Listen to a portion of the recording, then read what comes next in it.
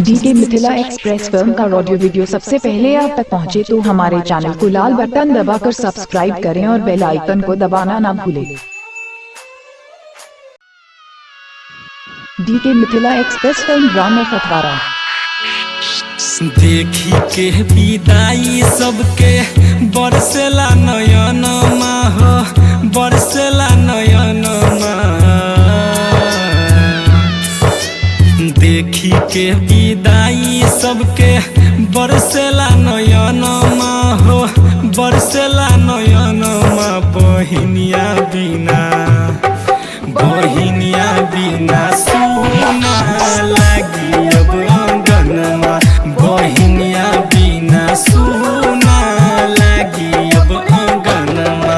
हो जाके ससुरा, हो जाके ससुरा, खुश रखी हाँ सबके मनमा। हो जाके ससुरा, खुश रखी हाँ सबके मनमा।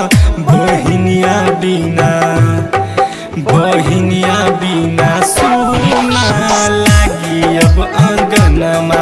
बहिनिया बिना सुना लागी अब अंगनमा।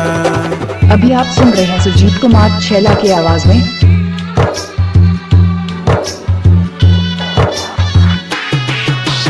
डीजे काली, डीजे काली हर्ष सीधी, काली हर्ष सीधी। पापा जी के बगरी के लाज बचैहा, भूली हो न माई के प्यार।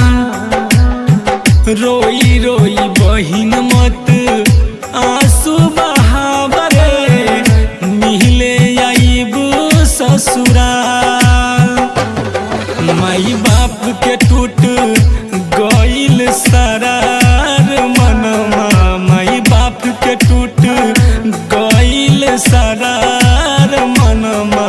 बहिनिया बिना, बहिनिया बिना सुना लागी अब अंगनमा।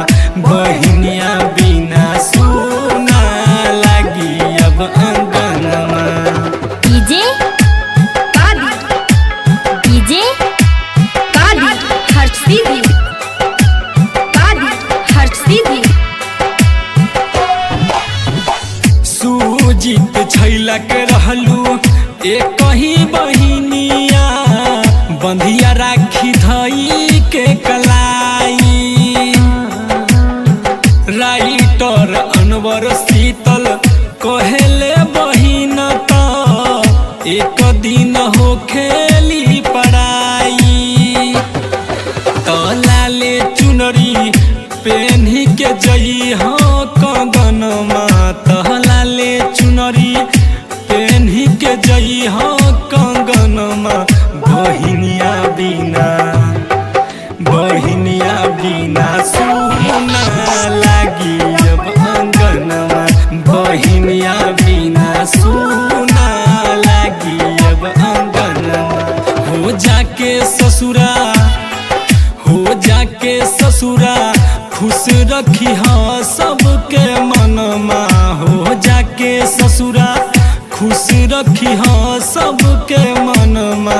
बहिनिया बिना, बहिनिया बिना सुना लागी अब अंगनमा। बहिनिया बिना सुना लागी अब अंगनमा। डीके मिथिला एक्सप्रेस फिल्म ड्रामा खतवारा।